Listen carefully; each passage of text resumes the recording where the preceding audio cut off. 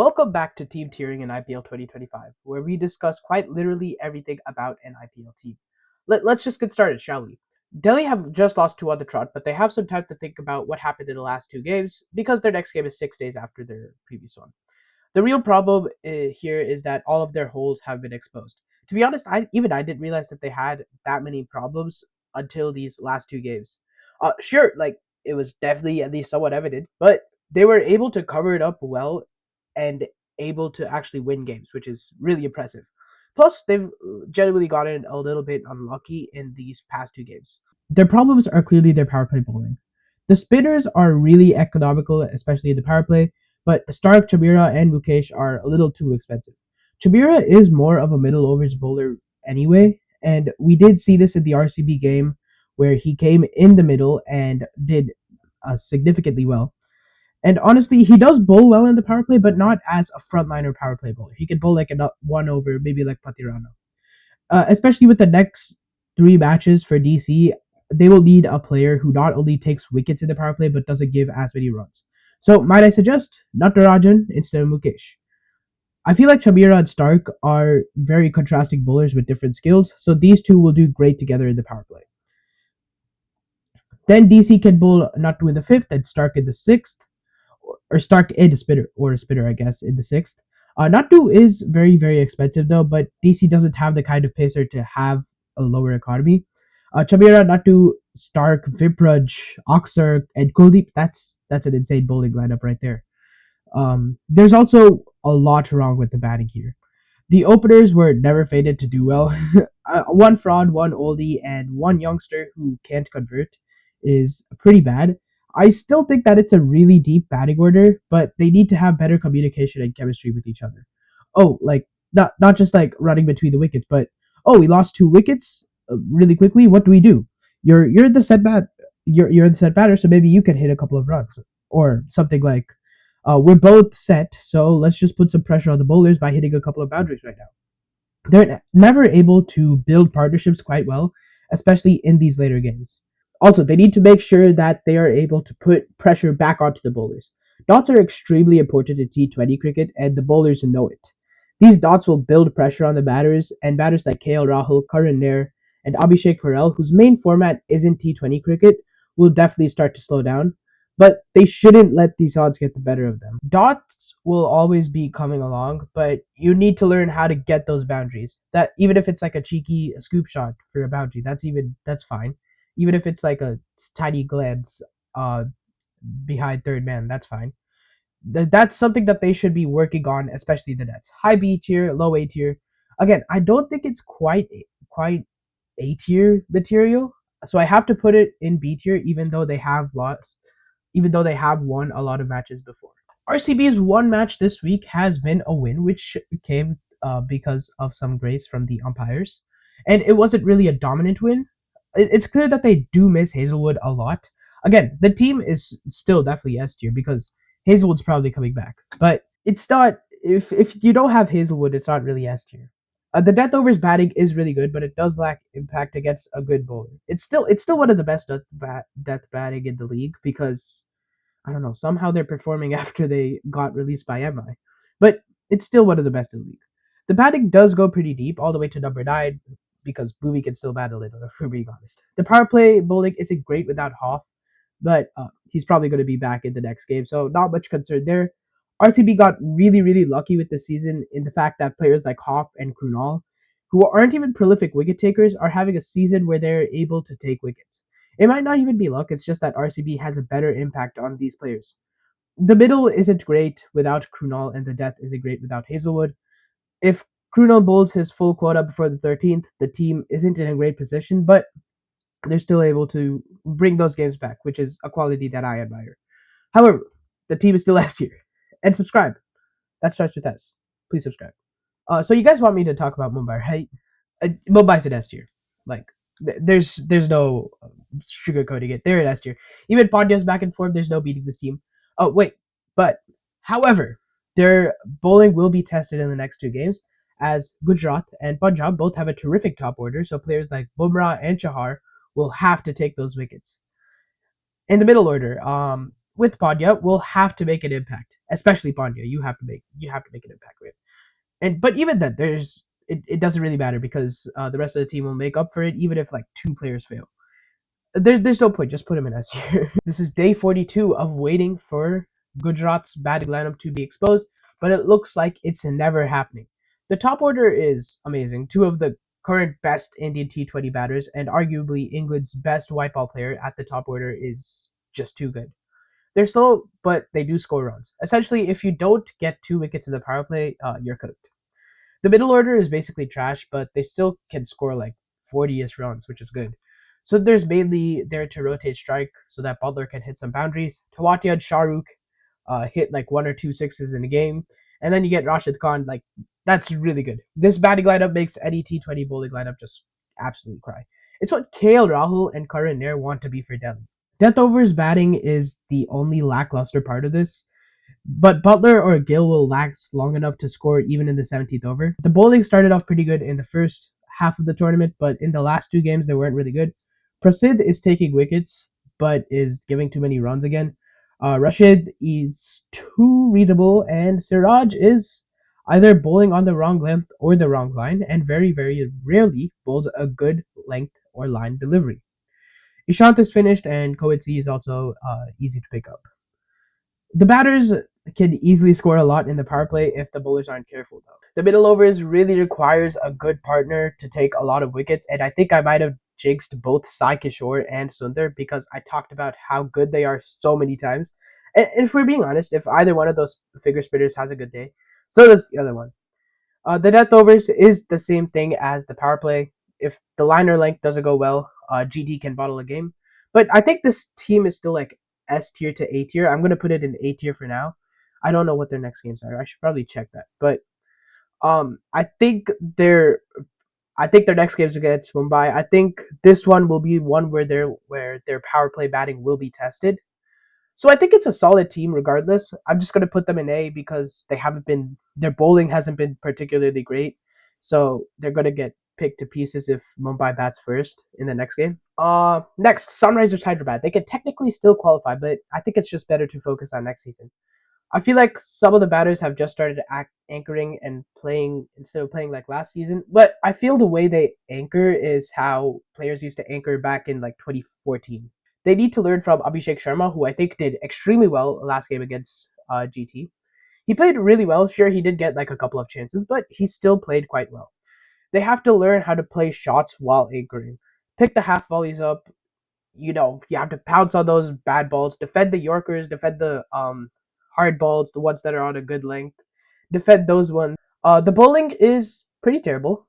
They have no proper T20 bowlers who are experienced enough to lead the bowling attack. T20 bowling is like a specific skill, which is really, really hard to figure out. I think it's related to talent mainly, but it's a really hard skill to figure out. It's not as easy as T20 batting. T20 bowling requires you to be switching your deliveries and variations a lot in an effective way to make the batter feel uncomfortable rather than to get the wicket of the batter. Unless you're in the first 4 overs of the innings, there's no reason to want to wicket that badly if the batters are feeling uncomfortable with the field setup and the deliveries that you've given them so far. I'm going to create a better team for them next year. Retain Cummins head Abhishek Zishan, Aniket, Nitish, Kamandu, Zampa, and Harshal. This frees up quite a bit of space and also gives them a lot of money, for being honest. They should aim to get a solid number 3 and some good T20 bowlers.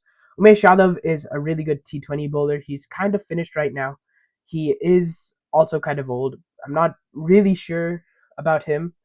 Another good T20 bowler is Blessing Muzarabani, who's in really good form and isn't that old, but he's still pretty experienced. Willow Rook has done great in the subcontinent and can play a second fiddle to Muzarabani.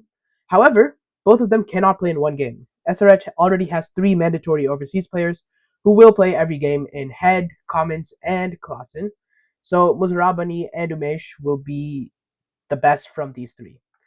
They can also get Raj Limbani, who is younger than Umesh, but I would prefer more experience for this team. They should aim to bag someone who can control the middle overs. So maybe try to buy back Rahul Chamhar and pair him with someone like Tanush Kotian, who can build pressure on the batters. For their number 3, I think they can try and get someone like Yash Dull, who is an anchor mainly, but he also has a couple of good scores in T20 cricket. I think he averages like 40 in Siyad Mushtaq, if I'm not wrong. And Yashtal, he can play an anchoring role at the other end, while Head or Abhishek goes crazy at the other end. Because like Head and Abhishek, they're the kind of T20 players to be striking at 180 every game. But I'm fine with that. I'm gonna be real. Striking at 180 every game isn't hit or miss cricket. If you're striking at 220 every game that you perform, that's hit or miss cricket. 180, it's just you're really good at cricket.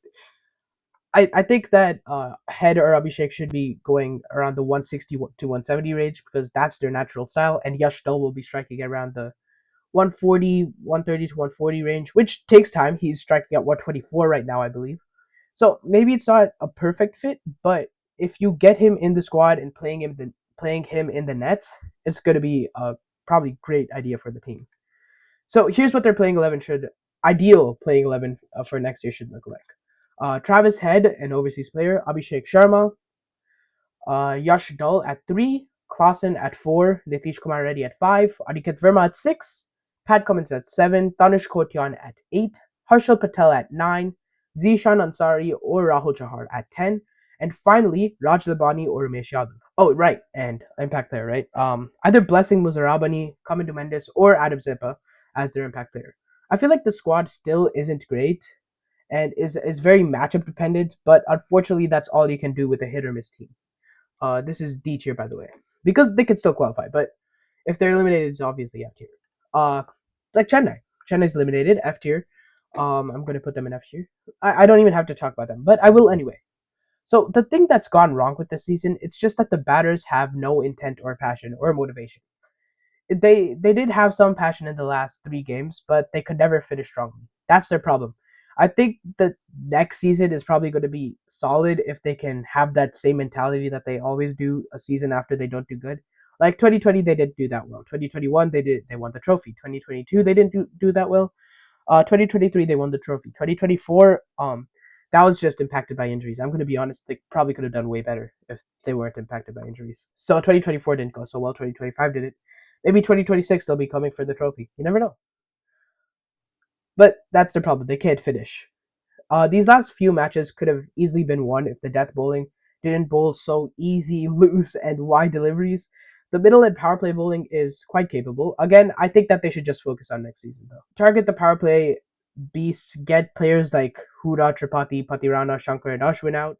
I think Patirana can stay, but I prefer him to stay in. And utilize bowlers who can get proper variation. Their playing 11 for next year should look like this, hopefully. Mitchell Owen or Shea Hope. I prefer Mitchell Owen, but I don't know if Mitchell Owen's going to be released by Punjab. Ayush Matre at 2, Ruturaj Gaikwad at 3. Hopefully he's fine. I don't think this is a career-ending injury. Brevis, Jax, or Short or at number 4. Dubey at number 5. Cameron Green or Johnny Bairstow at number 6. Mahendra Singh Dhoni at number 7, I believe. And Jadeja at 8. Anshul Kamboj at 9. Khalil Ahmed at 10. And Noor Ahmed at 11. Their impact player can be either Nathan Ellis or Matisha Patirana. Washington Sundar, who I don't know if he's going to leave GT or not. He could. It's possible, but you never know. Vanch or Raj Labani, Andre Siddharth, or Nandre Berger. Might be the best squad I can think of, but obviously it needs some work. CSK is probably going to suck until the next mega auction cycle comes around. Rajasthan, they also kind of suck. They're eliminated too, by the way. The real problem is anything that's related to the death overs. Sure, their entire batting and bowling failed against Mumbai earlier this week, but that's just a small failure. I'm going to be real. Vaibhav Suryavanshi isn't scoring anymore, and that's the problem with hit or miss cricket. You can't score every single game. There's not a single good death overs bowler other than Archer in this entire team, and they give away way too many extra runs at the death, and they score way too little. They fail a little too much. Parag played excellently today, though, but Aset Hetmeyer and Shubham Dubey could not finish for them. Anyway, they're eliminated. F tier, obviously. Focus on next season, please. By the way, all these teams that I'm giving new teams for, I gave reasoning for all of these new players in my old video from last week. So go watch that if you want more information. Ben Duckett will probably open for them, hopefully next season. Sanju Samson. Before anyone comes at me for not saying Yashasvi Jaiswal, Jaiswal, I think he might leave Rajasthan. I've heard some rumors. might be like might be not real. Obviously, I've heard that he's probably leaving Rajasthan. Not completely sure about that. That's just a rumor, and I've heard that he doesn't like it there. That's just a rumor. Obviously, I don't think he's liking it there though. So I'm not putting him in this 11. Vaibhav Suryavanshi as well. I don't know how long he'll be playing. Um, I'm not sure if he did age fraud. He might have done age fraud. You never know. But if he did, he's probably not going to be playing next year. If he didn't, then I don't know how far this hit or miss cricket is going to take him. Anyway, let's just continue on with playing 11. Ben Duckett as their opener, Sanju Samson as opener number 2, Nitish Rana at 3, Riyan Parag at 4, Jacob Bethel at 5. Again, after the RCB game, I don't know if RCB is going to release him, but there's other middle order batters similar to Jacob Bethel. Maybe someone like Shrikant Raza as well could come in. Michael Bracewell at 6, Shubham Dubey at 7, Dhruv Jurel at 8, Wanindu Hasranga at 9, Tanush Kotian slash Jalaj Saxena at 10, Ravi Ashwin at 11, and Jofra Archer as their impact player. Similarly, they could not go the way of selecting Tanush Kotian or Jalaj Saxena and keep in Sandeep Sharma or Tushar Deshpande as their impact player. You never know. I feel like this is probably a really good 11 for next year. It's a solid squad. They should be going for it. Um, but again, you never know what they're gonna do. Yeah, they might have some random plans. Maybe Yashasvi won't go. Maybe Yashasvi will take the place of Duckett, and they'll probably get someone like Willow Rook. I don't know. Again, that's just what I recommend, and from what I've heard around, again, that this playing 11 is probably not going to be accurate for next year. I think they should get someone like Ben Duckett though. He's a really good backup opener for Sanju Samson, and Sanju could play at 3 if Jaiswal is staying with them. Ben Duckett and Jaiswal opening, and Sanju Samson at 3. That's also a terrific 11 regardless. KKR is a super inconsistent team. They're really mid, but sometimes they're gonna have a really good game. Similar to like Punjab Kings from 2014 or Kings 11 Punjab slash Punjab Kings, I guess, from 2015 to 2024. They aren't really going to qualify for the playoffs nor win a trophy, but they can definitely disrupt some win streaks and create some really close games. A few things that they should improve: teach the batters how to accelerate well enough in the power play. They have to be able to clear the field. Second, they have too many anchors at the top. Rahane, Gurbaz, Raghuvanshi are all primarily anchors. So if Narayan doesn't do something in the power play, then the power play won't happen. The middle overs batting can never get going either, but it's still better than the power play. The death overs batting is mainly out of form, but they're still fantastic players. Rinku and Russell absolutely batted fantastically today.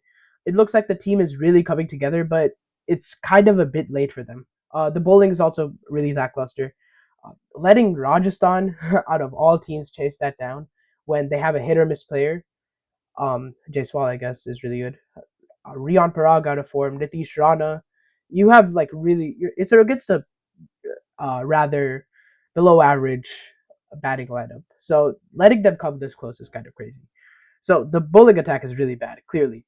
They give way too many runs and bowl wide of the batters and just serving it on a silver platter for them to absolutely crush the ball. They do occasionally bowl well to the field, like they did in the SRH game and even a little bit in today's game. The bowlers are too dependent on the batter making mistake or falling for a clear trap. The middle over bowlers can control the game though. The problem here is that sometimes they just don't take wickets. Sure, they're like really economical, but the batter could just steamroll through the team when someone like Varun or Narayan's not bowling. The death overs bowling was good today, but I feel like that's just an exception. The team is mid C tier, obviously. Um, let's go to Punjab. Punjab look really good when they don't have to deal with Maxwell. I don't even know why Maxwell is still playing cricket. If I'm being honest, I don't know how he survived in any ecosystem here. Surviving in the IPL, especially RCB's ecosystem for this long, is kind of crazy. Surviving in Punjab's ecosystem for this long is crazy too. Surviving in Australia's ecosystem. Wow, I'm surprised he survived in Australia's ecosystem for this long. Did he play for Delhi? I might be confusing him with someone else. But surviving in any ecosystem for this long, Maxwell doing this is crazy. But that's a topic for a completely different video. Punjab's power play batting is fantastic. They score a lot of runs quickly, and now with Maxwell gone, they even if they lose 2 wickets in their power play, they have Josh Inglis and Shreyas Iyer at the crease, two fantastic power play and middle overs batters. Their finishers are quite solid right now, at least looking at the last couple of games. Shashank looks to be finding a lot more boundaries, and Stoinis can play a really impactful cameo at the end. I feel like both Shashank and Stoinis were only finding boundaries a lot more because they weren't dealing with that high quality of a bowling attack, though. That's not going to be a problem in the next 3 games. Let's be real, because if DC doesn't fix their bowling attack, Punjab will be scoring at least 210 on that track. MI will be the only real problem in their next 3 games. The power play bowling is fantastic. T20 Player of the Year on that team, like, come on, there's no beating them. Marco Jensen and Osmatullah Omarzai, they're also really good youngsters, and I think they did a fantastic job raising them. And Punjab did a fantastic job at the auction as well, and also played for the next couple of years after the mega auction. If these guys are able to keep their minds clear and not lose confidence, they could be great in both the power play and the death, not just in the IPL, but for their country as well. And that's what Potting should be teaching these Pacers, and that's hopefully what he's doing. They're very, very talented, just need to get the right mindset, which I feel Ayer also did a good job in this game. So I'm really proud of the team right now. The middle overs can't take wickets. That's their main problem. The spinners on this team aren't great. Chahal is finished. They can't take many wickets as he once used to, and Brar just isn't utilized that much. If they could get a really economical figure spinner, someone who's not Harpreet Brar, who could take like some wickets as well, like Jalaj Saxena, maybe Anukul Roy as well. Anukul Roy is a finger spinner, right? I'm forgetting. I'm pretty sure he's a finger spinner. The middle phase is going to be the middle phase currently is the phase that they don't dominate. The middle phase for bowling is the phase that they don't dominate. And if they get someone like Anukul Roy, they can easily dominate that phase too. 8 year for now, and in the next couple of games, uh, probably 8 year as well. If DC doesn't change much to their squad, they're 8 year. If DC does change a lot, then they're going to be B tier. But I think I'm going to say 8 year for now. Lucknow is similar to KKR, C tier. The bowling attack surprised me the first half of the season, but in the second half they keep getting beaten to bits. There's no real power play bowler or nor death overs bowling. It's all just like mix and match the Pacers. This is not a quality bowling lineup, hence why I ranked them so low in my IPL 2025 team review series. Watch that over here in the top right corner. They give a lot of runs, and while they do build solid traps and setups for the batters, a really experienced batting team like RCB or MI or even Gujarat, for being real, isn't going to fall for that. They need some kind of former or established bowler to be doing great, which they do not have. This team was really, really good at the start of the tournament. Halfway through, it appears they've lost steam. It applies for the batting as well, but unlike teams that are like this, they haven't lost players to injuries. Last year, CSK had a similar kind of season, but that's because they were absolutely raw dogged by injuries and players' unavailability. But it's just that 4 to 5 players were carrying the team before, but now they've just run out of steam or motivation or the intent to actually do something. The fielding lately, it also hasn't been great. The players are good, the intent just isn't there. Kind of like CSK this season. Anyway, playoffs are getting kind of crazy. I think that Bangalore, Mumbai, and Gujarat are for sure going to be there. But it's the Delhi team versus the Punjab team for the fourth spot. Lucknow and KKR also do have a chance. I guess Sunrisers have a chance too, but they're not making it. So these top, what, three, four, five, six, 7 teams, they're kind of these four are in a bad place. Um, Delhi, see, Punjab have a really good net run rate, but if Delhi just get a few big wins, Delhi is just easily winning that. And Delhi is definitely a team that's capable of big wins. They have Tristan Stubbs, for God's sake. Like they can easily get those couple of big wins. And Knight Riders, they always play for net run rate, especially this season, which I think is a good idea, especially where they are right now. They could also qualify. Lucknow, they were really good at the start, but something has really, really gotten messed up with them. So I don't know where they're going to be by the end, but maybe in the top four. You never know. This is getting kind of interesting. I'm personally rooting for Punjab or Delhi in the next couple of games. Personally, Punjab for me. I really like Punjab. I really like Shreyas Iyer. So uh, I'm rooting for Punjab. Tell me who you're rooting for in the comment section, and goodbye.